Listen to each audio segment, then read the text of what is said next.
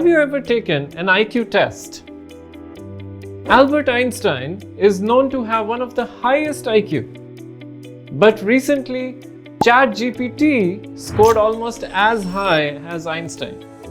So who do you think is the smartest? Einstein, ChatGPT, or the scientists who created ChatGPT? It is not that simple. We often think of intelligence as a single score. But human intelligence is much more than just a number. It's a blend of many abilities like solving puzzles, telling stories, understanding others' emotions, and much more. In this video, I will tell you about a comprehensive way to describe intelligence.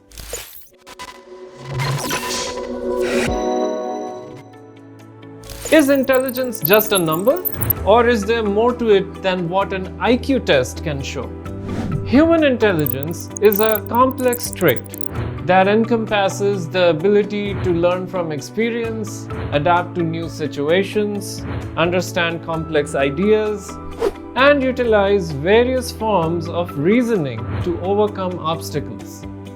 It involves a range of cognitive processes including perception, learning, memory, and problem solving. Intelligence in humans is a broad and deeply studied area, and yet it's such a complex topic that we don't have a clear, agreed upon understanding of what it is exactly.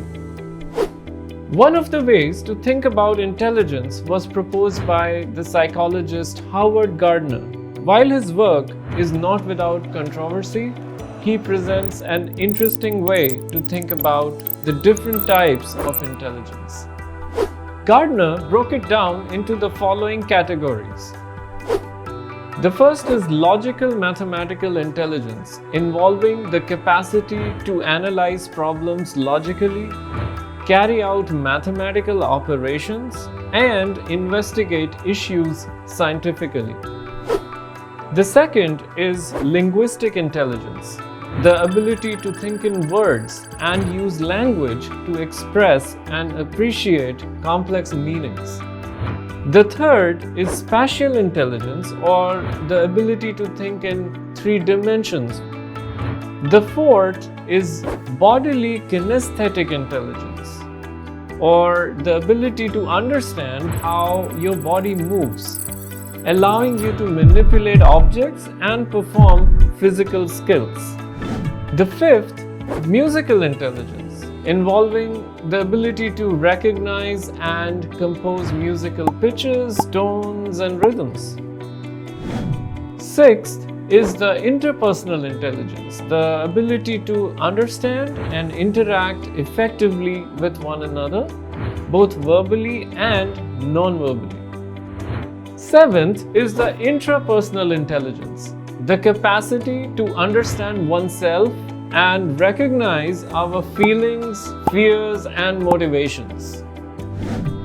Eighth is the naturalistic intelligence, or the ability to identify, distinguish, categorize, and utilize elements of environment, objects, animals, or plants. These categories aren't mutually exclusive. People can tap into these different types of intelligence in different ways at different times. So, that's just one way to think about the range of human intelligence.